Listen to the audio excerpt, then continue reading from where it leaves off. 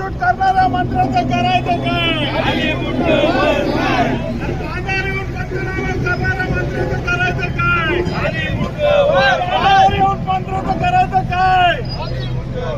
अरे बांधावर येऊन पंचनामा करणाऱ्या मंत्र्याचं करायचं काय? मदत झालीच पाहिजे. अरे मुख्यमंत्र्याचं करायचं काय?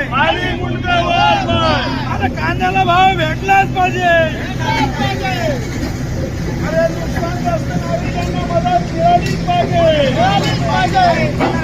जय जवान, जय जवान, जय जवान.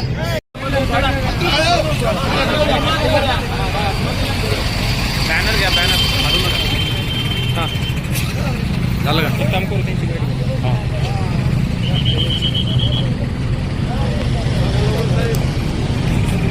मिळालाच पाहिजे.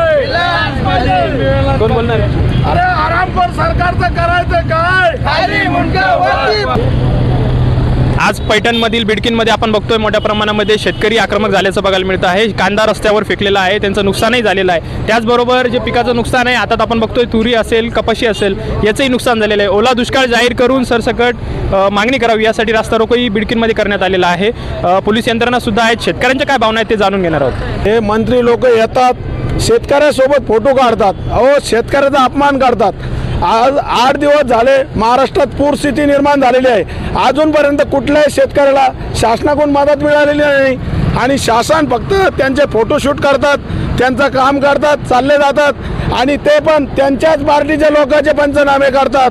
पंचनामे करू नये, शेतकऱ्याच्या बांधावर येऊ नये, शेतकऱ्याला सरसकट नुकसान भरपाई हेक्टरी 50,000 रुपये द्यावा, नाही तर शेतकऱ्याच्या वतीने पूर्ण महाराष्ट्रभर आंदोलन छेडण्यात येईल. कारण शेतकरी आता हे झालेलं आहे, शेतकऱ्याला आत्महत्या करण्याची वेळ आलेली आहे. कितीतरी घरामध्ये पाणी गेले, भांडे वाहून गेले, कांदे वाहून गेले, ज्वारी भिजली, गहू भिजले. शेतकऱ्याला अजूनपर्यंत नुकसान भरपाई मिळाली नाही. 8 दिवसापासून महापुराने थैमान घातलेलं आहे. हे मंत्री येतात, शेतकऱ्यासोबत फोटो काढतात, शेतकऱ्याचा अपमान करतात, शेतकऱ्याला कुठलीही मदत मिळत नाही आणि या फोटोशूट मंत्र्याचा आम्ही निषेध करत आहे. यांनी यानंतर कुठल्याही शेतकऱ्यासोबत फोटोशूट करू नये. फोटोशूट करणे यांनी तत्काळ थांबावे, नाही तर जनता यांना रोडवर पण फिरू देणार नाही.